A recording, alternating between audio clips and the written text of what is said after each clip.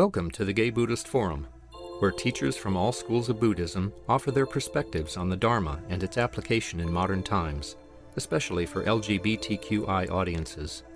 These talks are offered freely to the world and made possible by appreciative listeners. If you would like to support our efforts to share the Dharma with underserved audiences, please visit gaybuddhist.org. There you can donate, find a list of upcoming speakers, or enjoy many hundreds of these recorded talks dating back to 1996.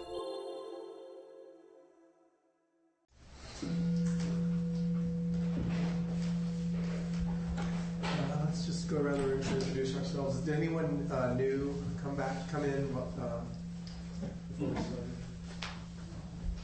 started? Okay. I'm Grisha. My name's Cass. I'm Jack. I'm Brad. I'm Paul. My name is Ray. I'm John. Michael. My name is Brian. Jose. Richard. Michael. Shay. Don. Lee. Prasada Chitta. My name is Robert. I'm George. Greg. Silas. My name is Michael. Gary. Jay. My name is Joe. I'm Hal. My name is David. Peter. Ken. All right. Welcome everyone. And then I'll introduce Martha Boesing. In 3 decades of Buddhist practice and teaching, Martha Boesing has received lay ordination at Clouds and Water Zen Center in St. Paul, Minnesota, taken refuge with Pema Chodron at Gampo Abbey, and continued studies with Pema at the Shambhala Center in Berkeley, California. Having spent her professional life as a theater artist, she has written over 40 produced plays and led workshops and directed plays for theaters throughout the country. She was founder and artistic director of At the Foot Mountain Theater in Minneapolis from 1974 to 1984, and has won several national awards, including an NEA, a Bush Fellowship, and the Kennedy Center's Award for New American Playwrights.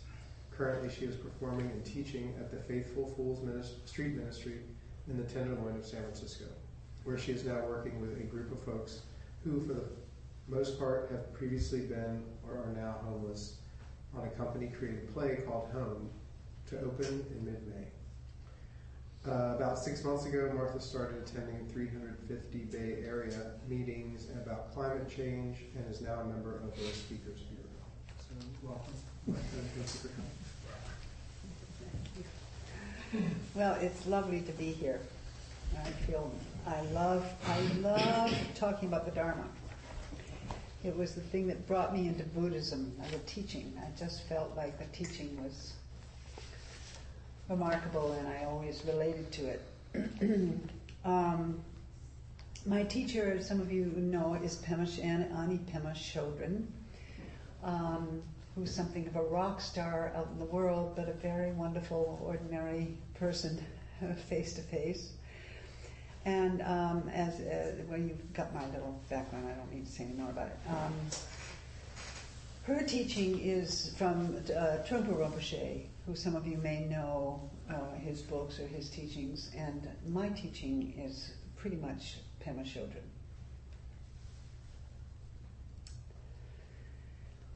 So here we are today, in the midst of a world pretty much in crisis, as I'm sure you're all aware. We have an economic crisis, there's a lot of poverty, there's a huge gap between the rich and the poor. Racism is, institutional racism continues to be rampant in our culture. There are wars all over the world, sexism, xenophobia, homophobia, and assault on the earth, which brings us to climate change. And the interesting thing about climate change, interesting gift in climate change, is that there is no way for us to say, well, it's us against them. Because the earth is sick, and that makes all of us sick. We are all connected in this issue.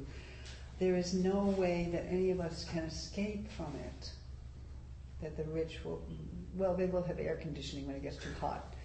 But other than that, that we all are going to be affected by it. Our children are going to be affected by it. Our grandchildren are going to be affected by it. It's the grandchildren that took me into it because I worried about them.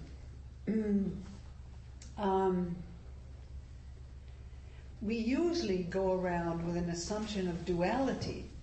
There's me and there's you. There's a separation. And the denial of our connection arises from that assumption that this can happen to you, but it can't happen to me. I can go on digging fossil fuels and even get rich from it, but I will not be affected by the poisons that will put into the air. That will only happen to you. And that duality is really the basis of all our problems. I don't know whether any of you are old enough to remember a woman named Robin Morgan, a wonderful lesbian, a part of the feminist movement in the 70s, the women's movement. But she had a wonderful statement. She said, "The brilliance of the patriarchy is its ability to institutionalize disconnection." What a great sentence. The brilliance of the patriarchy is its ability to institutionalize disconnection. So, is this really true that we are not separate? It's really a hard one to get your mind around because I'm inside this skin bag and you're inside that skin bag and they don't seem like the same to me. It's a hard one to get around. So how do we work with that question of not being separated? How do we personally begin to work with that? I mean, our whole society is based on the strength of the individual, right? I mean, the pioneers went out to the West and, conquered things and became successful. As young boys, I bet that a whole lot of you were taught by your dads mostly, but by the society, you better grow up and be successful and be strong men, and you had this goal put out in front of you that you were supposed to become. And it's all around the individual. It's all around the individual success, individual. And there are our creation myths support this idea, especially in the Judeo-Christian tradition. We're told that in Genesis, we're told that we, the human race, is separated from, different from the rest of the earth, and should have dominion over it. Dominion over the lands and seas and the other creatures that live on it. Dominion over the oils that we can pull out of the land. And the whole industrial complex that has grown from that belief is probably at base the problem. The sense of duality causes all the wars on the earth, the poverty. When you walk through the Tenderloin and you see people, or anywhere, you see people in the street with their little styrofoam cups trying to pick up a little money. Some of you may have been homeless. And, thank God I'm not there. Thank God that's not me. Of course, the Buddhist assumption is that it is you. It is you. And, we say no Muslims can come into the United States anymore. I mean, that idea is put out. What does that mean? How are we separate from people trying to find asylum here? There are cultures that don't think this way. There are many cultures. Native people in all of the Americas. I know people who've been down in the rainforest being with people down there, and they absolutely see everything as connected and themselves as part of the whole fabric and not separated from it. In India, you have the story of Indra's net. Perhaps you're familiar with the story of the mythology of Indra's net, that over the whole world there is this net that is like this, that is like a web that covers us, and at the corner of where each thread crosses over, there's a little jewel. And in that jewel is reflected all of the other jewels on the entire net. the entirety of Indra's net. Each little jewel contains the whole. Each of us contains the whole of life. Jesus said we must love our neighbor as ourself. He was trying to find that connection.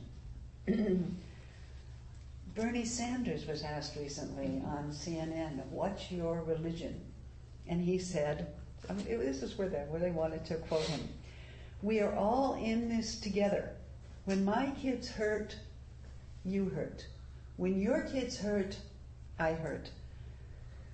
You can't say, I'm not going to worry about that. Human nature is about everybody in this world impacting everybody else in all ways that we can't even understand. It's beyond intellect. It's spiritual. That's my religion, he said. And if we destroy the planet because we don't believe in climate change, trust me, he said, we're all in it together. So at the heart of Buddhism, the very heart of it, is this idea of that we are all, that everything is interactive, that everything co-arises, that nothing is separate from anything else. My nose does not exist separate from my face. My face doesn't exist separate from my head. So I'm sure many of you are familiar with the Heart Sutra, the Great Heart Sutra, where this teaching is most profoundly and succinctly put forth. So I'm going to read a little from the Heart Sutra. Here, Shariputra, all dharmas are marked with emptiness. Now what does he mean by emptiness? He's talking about the emptiness of a selfhood, of a separate persona, of a separate dharma. Nothing is separate from anything else. They are marked by emptiness. They are neither produced nor destroyed. And he's talking there about the energy of life, that life is an energy that passes through all of us over and over again. That one form of energy can only become another form of energy. There's no beginning, there's no ending. There's no way to take this form of energy apart from anything else. It is neither defiled nor immaculate, neither increasing nor decreasing. Therefore, in emptiness, there is neither form nor feeling nor perception. There are none of these things isolated one from another. Nor mental formations, all that stuff in our minds, nor consciousness, no eye separate from anything else, no ear, no nose, no tongue, body, mind, no form, no sound, no smell, no taste, no touch, no object of mind, no realms of elements, no interdependent origins, no beginnings, no endings, and no extinction of them, no suffering, no origination of suffering, no extinctions of suffering, no path, no understanding, no attainment. Nothing happens in isolation. It's all connected. So this idea that we are separate in some way, that we as individuals have to get enlightened, have to do our work, have to be successful, whatever we feel we have to do as individuals, is an illusion. It's not accurate. I don't know about you, but I find this really hard to grasp, so I have to keep going over it over and over again. And what's more interesting perhaps is that it is this sense of separation that leads us into our suffering. This is the Buddha's prime teaching. The Four Noble Truths. The first noble truth is that there is a lot of suffering around. We each experience this suffering.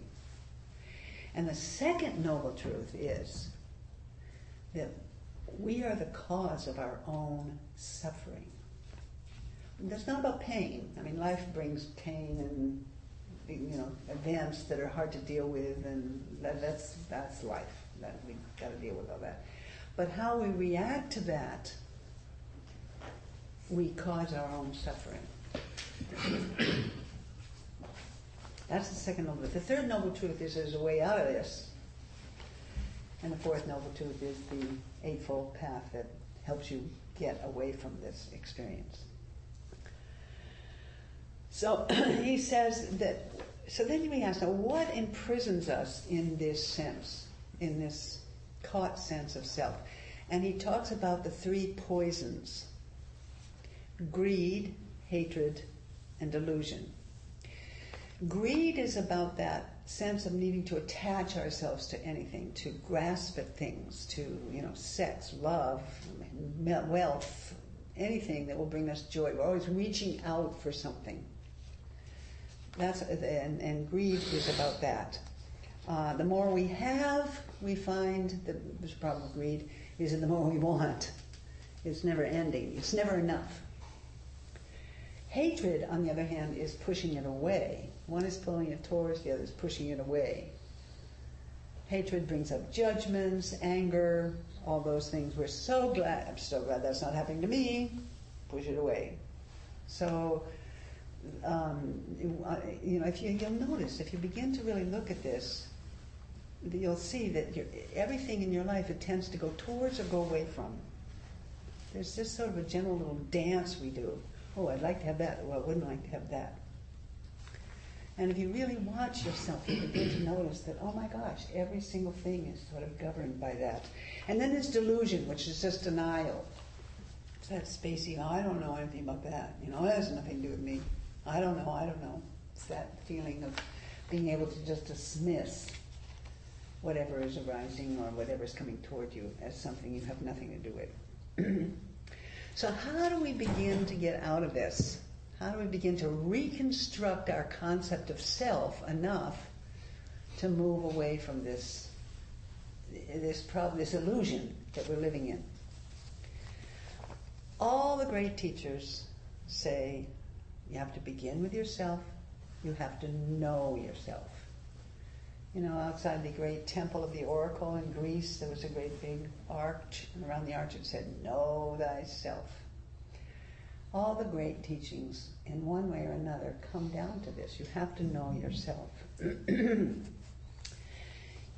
other words, in order to begin to see how we do this, how these obfuscations through greed, hatred, and delusion arise, we have to be able to see ourselves. We have to see them arise. We have to become aware. The first thing you have to do is become aware, right? Isn't that always true? Anything you're dealing with, you've got to sort of become aware of yourself in it, and then you can begin to try to heal it. As long as you live in delusion, you can't do that. So the Buddha taught three methods of doing this, of beginning to know yourself. The first was to meditate. That's the most important. That's the practice. You all know this. This is the practice. And the reason we meditate is because it's in the silence and in the quietness we can begin to watch how our minds work. We begin to say, oh, that's what's arising for me. Oh yeah, I'm always rehearsing the next moment instead of being here. Or I'm always arguing with somebody. Or you can begin to watch and understand and see how your own mind works. And you can begin to tame it. You can say, I'm not going to go get attached to that. I'm not going to push it away. I'm not going to grab at it. I'm just going to quietly sit and watch it come and go. And it does, right? I'm sure you all notice how your mind moves very rapidly from one thought to another. Or you get caught in it and you start obsessing about something. So you just begin to know yourself well. You begin to see that through meditation. It's very important that you do this, all these practices, with great kindness and no judgment. No judgment. That's just really key. You have to be very, all of you know this probably, that what arises is, oh, I'm a terrible meditator. Or, you start comparing yourself. So how come you're such a good meditator? How long did it take you to become a good meditator? You begin doing those kind of things to yourself. Not useful. Not useful. Take shame and pull it up out of your body and throw it away. is not a useful experience for us to go through. So to the extent that you are able to stop blaming yourself, stop feeling ashamed, you will make much better progress in this whole waking up process. The second tool taught by the Buddha, taught again by all the great teachers of the world, is kindness. First, to be kind to yourself, very kind to yourself, loving toward yourself. Open your heart and say, yeah, I see your life, I can see your life, what it's been, the tools you've developed to deal with it. Praise yourself, be grateful for yourself. And here's a wonderful practice. Every day, and mark this very carefully, every day do one kind thing. Give your partner a cup of coffee. Make the bed. Do the dishes. Do one kind thing. Give half of your sandwich to someone who looks like they're hungry on the street. Just one thing. And also, every day, one piece of gratitude, one thing you're grateful for. And this could be a teacher you suddenly remember that you had years ago and you're grateful to have that. You're grateful for this Sangha that you have every week. One little thing that you're grateful for. So that's a really good practice to do every day. It will help you to begin to open your heart, to soften. Do one little gesture of kindness. It can be very simple. It can be to yourself. You see a flower, you buy the flower. You bring it home. Put it in a vase and look at it. That's your flower. It can be your own, kind to yourself. And one thing you're grateful for. It's a beautiful practice. You can start by writing it down. Anyway, do it. Okay, now we're coming to the central teaching of Pema Chodron. And this she got from Trungpa Rinpoche. And this is the central teaching of a lot of the Buddhist studies also. And this is to learn how to turn towards everything. You do not run away from it. You do not resist it. You're feeling what Pema calls shempa, kind of tightness. Somebody said something crummy to you, some reason you're just not feeling good today, and you tighten up. You can feel it. I always feel it in my stomach. I don't know. Some people feel it in their heart or their throat or head. They get a headache. You just feel that tightening, which Pema calls shempa. It's this S-H-E-M-P-A. It's a Tibetan term. So you feel that coming toward you, and usually our instant reaction to that feeling is, oh Lord, I hate this, I'm getting out of here. I gotta move away from here. Maybe I'll go take a walk, maybe I'll go to a movie, maybe I'll eat chocolate cake. Whatever. You're gonna run away from that feeling because it's not usually a very good feeling. So you want to run away from it. And the great teaching is no. Turn towards it. It is the way you are going to free your mind. It is the way to awaken from the illusion of your separation, because you begin to see how your own reactivity to everything that's coming up, you begin to see that, and so you can let it go and just be with it as it arises. Trungpa Rinpoche says, everything that arises in the confused mind is the path. Everything that arises in the confused mind is the path. Everything is workable, he says. It's a fearless proclamation. The lion's roar. So how do we do this? How do we resist the chocolate cake and sit down with the feeling? So this is what Pema teaches. And this is a teaching I have found so profound and helpful, almost more than any other teaching. She gives us this series of things to do. The first thing you try to do when you feel that tightness, in order to become aware of it, in order to awaken to it, is to locate it in your body. The Buddha said that the first foundation of mindfulness is the body. So you locate where that feeling is. Usually you might find that you have a place where that often seems to happen. I tend to find a crunch in my stomach, in my tummy, right here. It's like tight, it's like that. Some people find it in their chest tightens. Or their heart seems to just shrink. Or some people find it, in other parts of your body. Locate it in your body if you can. Where is this fear arising? Somebody just said something really mean-spirited to me, and I crunched up from it. Where did that happen in your body? See, if you locate it in your body, it will be easier to be with it. We're going to turn towards it. We're going to look at this very, very carefully, this experience of fear or anger or sadness, envy, whatever it is that's arising. So we need to find out where is it arising. You want to do this with such great kindness that as you begin to feel where it is, you embrace it. You find a loving, compassionate place for it, like it's a baby.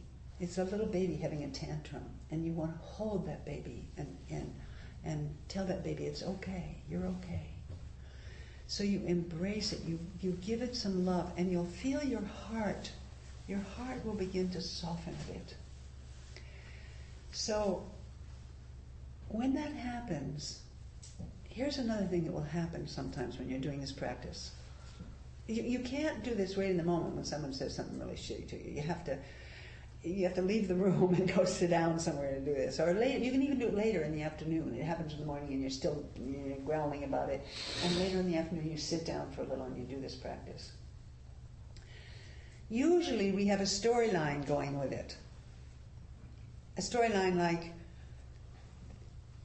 that guy, he was so mean, he's a mean person. He does terrible things. And I really would like to beat him up someday. You have a whole story going about it. Or you lost your home. Somebody kicked you out of your house.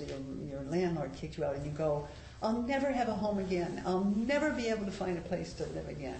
Or you have a horrible backache and you think, I'm going to have a backache for the rest of my life. These are all stories that your mind is telling. Right? You want to get rid of them. You want to dismiss them. Try to gently, you don't want to do it meanly, but gently just push it aside.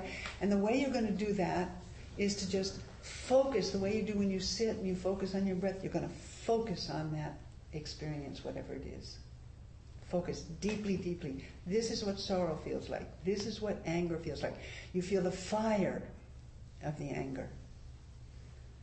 You feel the watery grief and sadness of sorrow.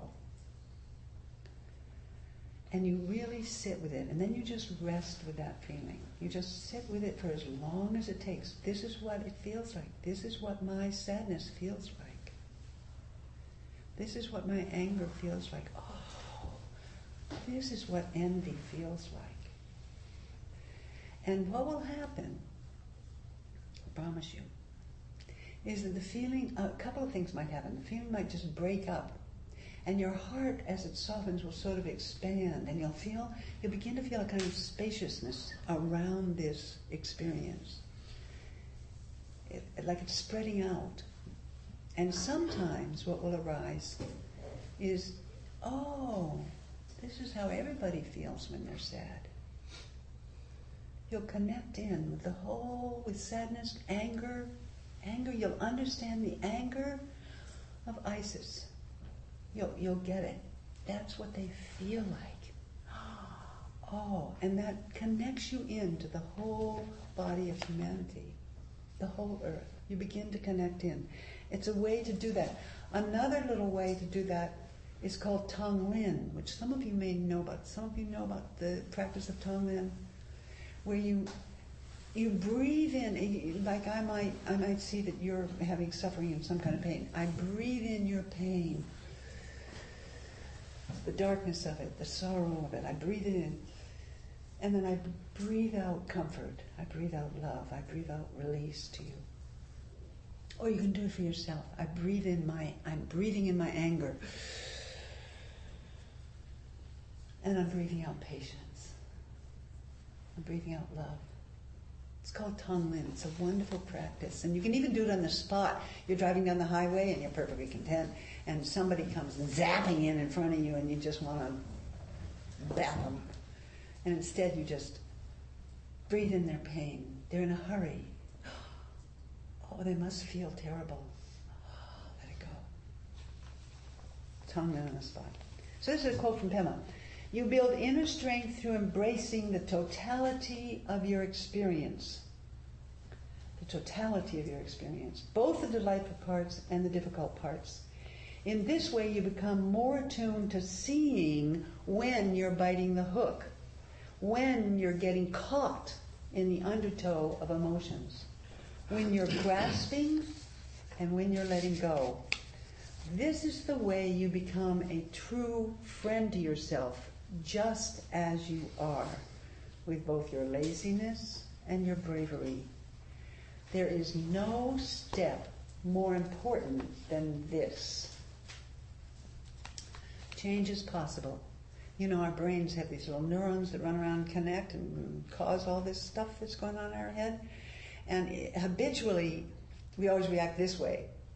And habitually, it digs a little rut in the road. And the neurons get driving along that rut. So our task is to let them create a new road. And it's not easy. And you'll find that you'll do this one day and the next day you won't, and then you'll do it again or it won't work. And, you know, that's how, when you know that. You all know that from your own practice. Change is possible. There are people who seem to have no emotional reaction to what's going on. They just... I was Pema's attendant one time, many years ago, and she wanted to go visit this. I was out at Green Gulch where she was staying, and I was her attendant. And she wanted to go visit this Buddhist teacher who was up in no man's land. And so there we are. We're driving on this bumpy dirt road, right? And behind us comes this truck, pickup truck. And this guy's going, beep, beep, beep, beep, and yelling at something at us, wanting us to go faster. Well, I'm not going to go faster. I'm Pema Chodron here beside me. I don't want to go bump, bump, bump on everything. The road widens. He comes by us, and as he comes by, he rolls down the window, and he shouts horrible, horrible things at us and gives us a finger. Let me tell you, my rage went whoo like that. I wanted to roll down the window and just shout back the same thing. It was, you know who you're talking to? You know, I really wanted to give him what for. Before I had a chance to even think about very much about doing that, Pema, sitting beside me very quietly in her scarlet robe, said, "Oh, that poor man, he must be suffering so much." I mean, wow, what a moment for me. I just went, she didn't even notice that I was so angry. She wasn't angry. That's amazing. She just sidestepped that. She jumped right over whatever rage she might have felt and went to this heart of compassion. And then I thought, you know, if she can do that, I can learn how to do that. It's one of the great lessons that Pema gave me. It's gradual. That's okay. So here, I'm going to give you another quote from Pema, and then we can have some questions.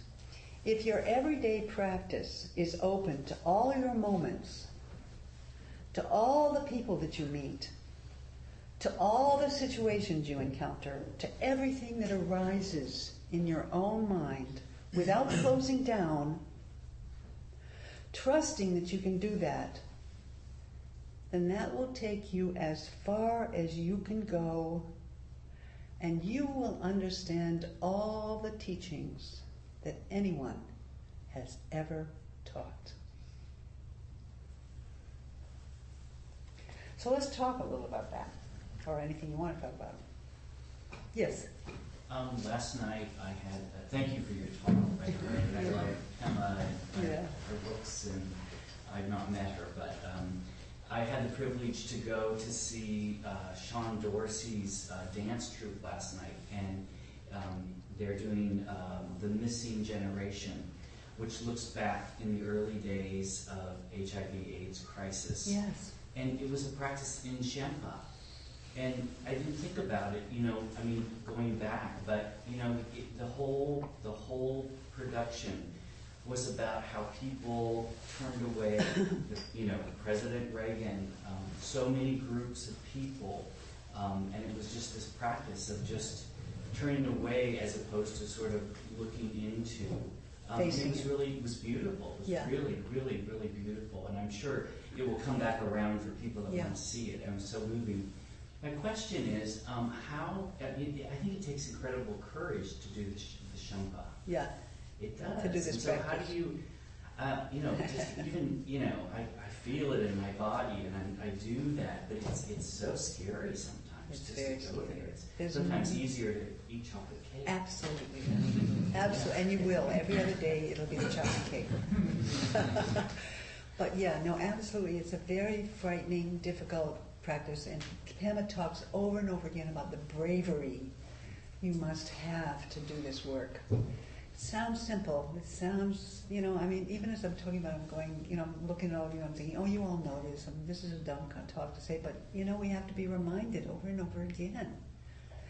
It is. It takes a lot of courage, but you know what? It works. It works. It's amazing to me, after years of working with this practice, my own reactivity has really lessened. So people can say, this group of folks I'm working with, and I invited them here, I'm hoping they're not here, they're not here, that I'm working with on this play in the Tenderloin about being home and homelessness. There's one particular fellow who's very bright. He says great things, but he always says it like this. Well, I don't understand the thing that's going on here. And it's amazing to me how, even 5-6 years ago, I probably would have gone like that. And I just go, okay, let's see if we can help you understand it. And I'm amazed by that, and I know it's the practice. And I know it's the courage it took to do it. It takes a lot of courage. And the interesting thing about the dance you saw is that what you're looking at there is institutionalized Shambhala and dismissiveness and turning away from. Institutionalized sense of duality. Reagan can say, well, I don't have AIDS. My family doesn't have AIDS. I don't have to deal with this. That's their fault. They got themselves into that mess. They can take care of it. Right? I mean, it's so institutionally, this is the same problem. It's sort of a national epidemic of reactivity. To say, for someone like Donald Trump to say we're not going to let any Muslims in the country, it's got to be, that same thing of seeing the enemy out there instead of knowing that we're all, no, you can't do that. So thank you for that description of the dance. Yeah.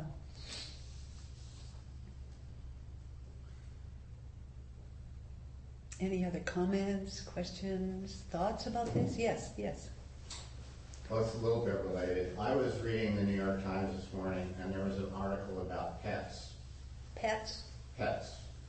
And how you could go to a pet store and buy a little goldfish bowl that you can keep on your desk, and there's like a quart of water for this goldfish.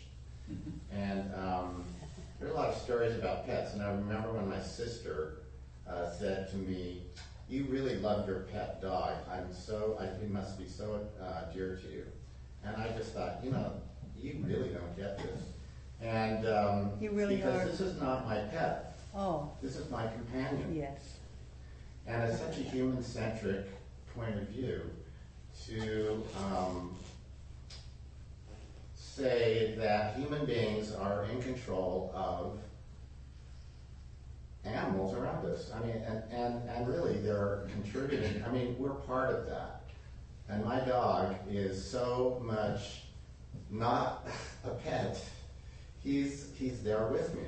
And so this is an interesting observation. And it reminded me of climate change, really, because the idea of humans being in control of climate or in control of the environment, it's the same kind of idea. And the idea that everything is interrelated, like you're saying, including my dog, is interrelated, and that goldfish that needs more water than that one quart that you get to put on your office, the corner of your office table, These are all issues that I just find it to be all very, very interconnected from a point of view of being part of and not in control of.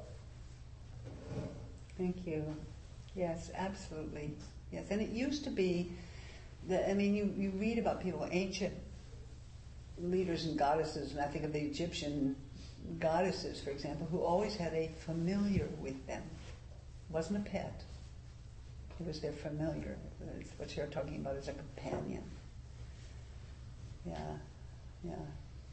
Absolutely. Thank you. Mm-hmm. Yes. You started by talking about climate change, and I think many of us here recognize that it is happening, as do most scientists.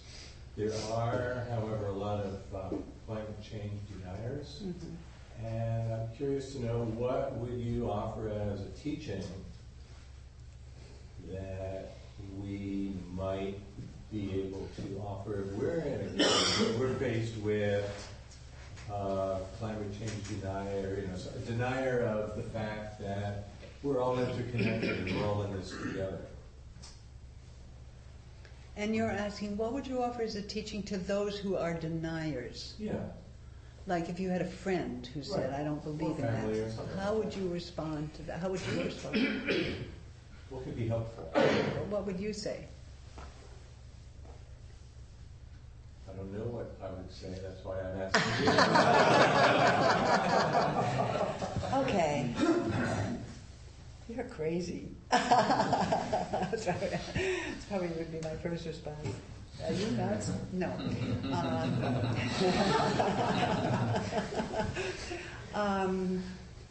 Boy, that's such a hard one. To know. I might try to ask them what their relationship, like if they have a backyard, if they have a yard, for instance, or if they grow anything. I might ask them about their relationship with the things they're growing. And I might try to go in, I try to find a door in to a place where they aren't feeling so separate, maybe. A pet that isn't a pet, that is a companion. How do you see this? Do you see yourself as having dominion over this animal? I might ask that question, or is that animal just no? I mean, most people I think who love their pets would say, no. I love, I couldn't live without her or him. This is my familiar. This is my friend. And then maybe try to move from that. I might try to move from that. Who do you see as other than you? Do you think you could ever become homeless? I might say. Can you imagine if your house was taken away or burned down or something and you had to live on the street, what that would feel like? There's a group I work with called the Faithful Fools Street Ministry. And it's in the Tenderloin, it's on Hyde Street. And they take people like us who have homes out on the streets for a day or a weekend or a week even, to live on the streets with people who have no home, to help us to understand what that feels like and what these people are like. And it's an amazing experience. I went for a week, and the walls just crumble. They just crumble. You really see, oh, this person is just like me. I mean, many of them are maybe on drugs that I'm not on, but this person is, has the same feelings as I do. It's amazing how you begin to find that out by talking to people who live with no home. It's a very difficult question. How do we do that? How do we approach? But I think it has to be with compassion. Maybe understanding the places in ourselves where we put up boundaries, where we feel other. The New York Times this morning had an interesting article by Nicholas Kristof about how many of us who are liberal are opposed to conservatives, feel ourselves separate from, different from. And he was talking about how universities, if you have two equal people for a job and one's a liberal and one's a conservative, one's an evangelist, say, they'll hire the liberal one. And how this is a kind of prejudice. And I thought, oh boy, do I ever fall into that category. So to begin to understand my own, and I might try to talk to someone about my own places where I don't see the reality of our connection. It's a tough one. Good luck. You have friends who don't believe in climate change? No, not many. It's just that I do see comments in that direction on some Facebook posts, that sort of thing. Especially elected officials in some parts of the country. Yes. One congressman in Texas who was concerned about windmills because then we're going to use up all the wind and it's just, there are seriously. Yeah. This is a real person who believes. Yeah, who believes this? But he's in Texas. Do you believe that? Yeah, I think it's important. Yes, you want to say something about this? So with some hesitancy, I want to follow this up. And the climate change in Buddhism, and I'm hesitant lest I be shunned, as they did in some religious orders. So let me start on the last comment, describing those people who don't agree with us as deniers. That's a word that translates very readily into heretics. Mm-hmm. Mm. So there's certain areas in which both sides, us liberal progressives and them spawn of the devil conservatives, have turned things into moral, and I mean moral in the sense of Roman Catholicism, for example, religious issues. The particular area of climate change seems to be one of those in which this is it's a question of fact. And the other thing that I think we might notice is that the issue of climate change is not about the planet and the universe. It's about us. The seas have been up, the seas have been down, the planet, it goes on, not a big problem. It's a problem for us, and I think I'm concerned about it. And the particular area that I'm concerned about comes out of a communist long issue, I happen to have read it, in which it talks about geoengineering and points out that there's very little research on it. It describes some specific things. One of them was more water droplets, which is a relatively easy way to do it, and that with 1% more reflection of the sun's rays, at least the existing problem of climate warming goes away. And I thought of, in terms of national events, the Krakatoa eruption, which turned things very cold for a long time. I think of things back being older when I was young about the fear of what was called a nuclear winter. Things that humans do may not be a good solution, by the way, would make the place very cold. And so I'm concerned about the lack of research in this, but I'm particularly concerned because I presume that the people in the room are primarily liberal progressives rather than Republican conservatives, about exactly this issue of turning what our and I might add, just the last thing on this, we have a member who, perhaps fortunately since he doesn't have to respond, isn't here today, who is, I'm sure most of you know, is both a Buddhist and a meteorology professor. And so I asked him about this, thinking, maybe it's them lying about all this. And he said, no, it is a possibility. And yes, there's very little research in it.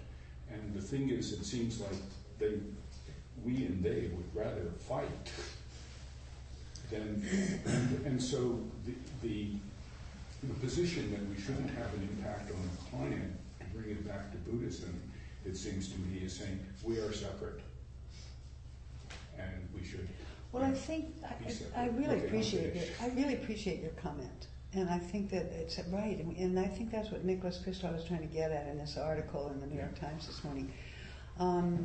So I think that I think you're absolutely right. I do think, which I was trying to say, is that the way climate change affects, as an issue, affects is related to Buddhism is that it is an issue that willy-nilly, whether we can fix it or not, affects us all.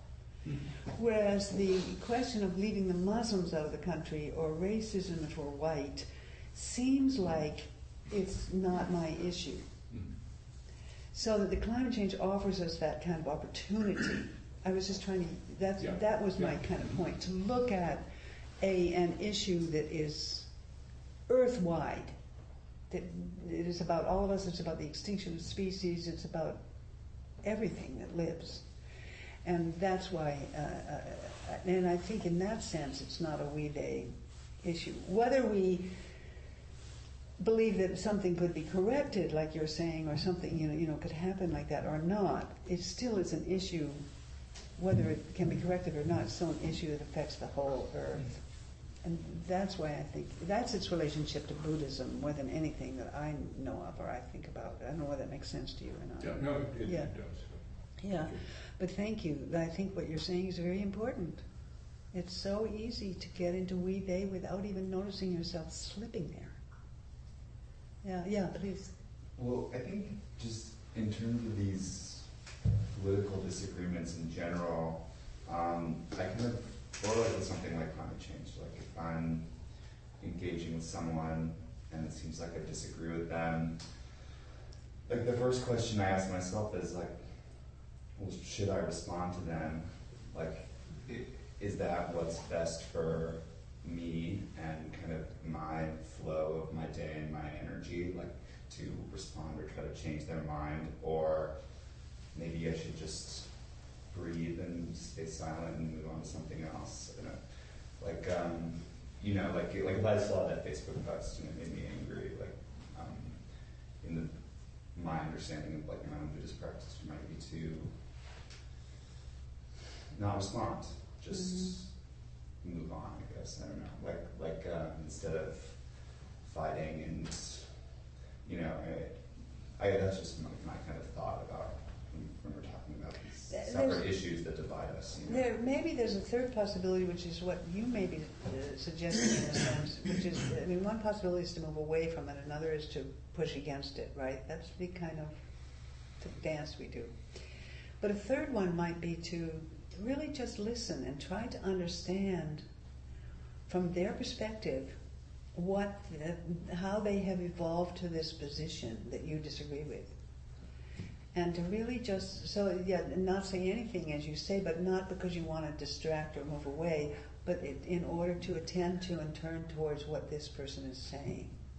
And see if you can begin to get where they're coming from.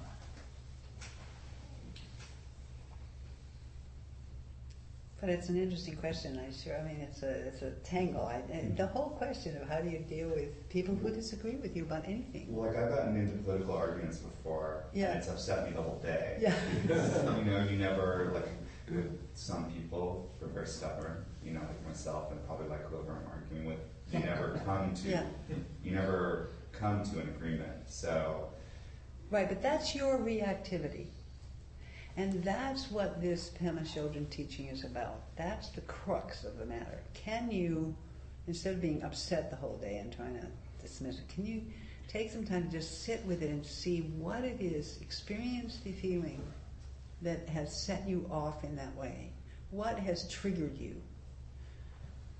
to feel that way all day? And it's not, you don't go analytically, well, it's because it reminds me of my dad when he would, you don't do that. You just try to sit with that feeling. That's the teaching. And Pema says, this is the door of opportunity. If you're not suffering, you're not going to do anything about it, right? But if you're suffering because you're upset all day because of this experience, this is the door of opportunity to allow you the opportunity to awaken by really turning towards it.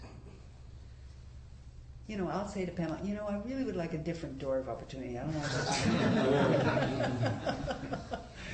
But that's what we're given. That's what's arising. Martha, we should wrap up. Yeah. So it sounds like you have great opportunity in front of you to wake up? Sure. Yeah. We should wrap up. Okay. Thank you so much. Yeah, you're so welcome. So right now I'd just like to remind everyone of Madonna, Pali word for giving or gift. The money that you gift to this sangha goes to help with expenses, paying rent on the space, and the work that we do with Larkin Street Youth and speaker honorariums and things like that. So our host will be walking around with the Donna Bowl.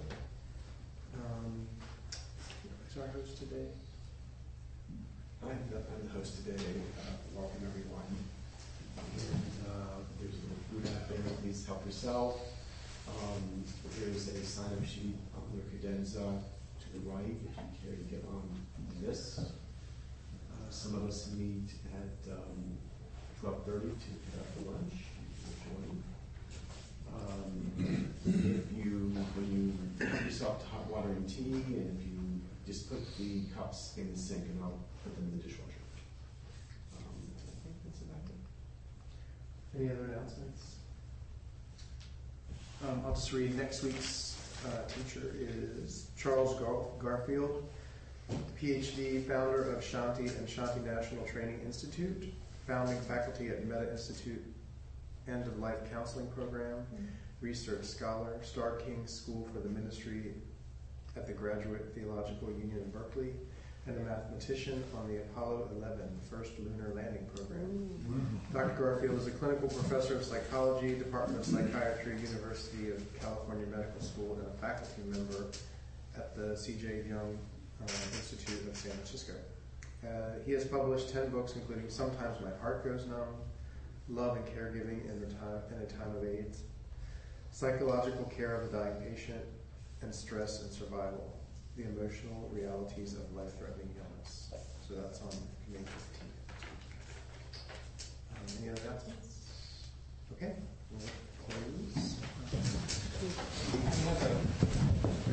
We have a standard information there, unless you're something or something. Okay.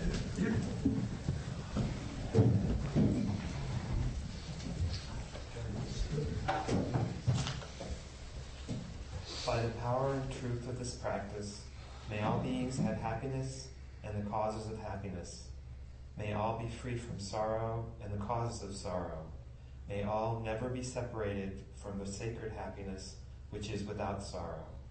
And may all live in equanimity, without too much attachment or too much aversion, believing in the equality of all that lives.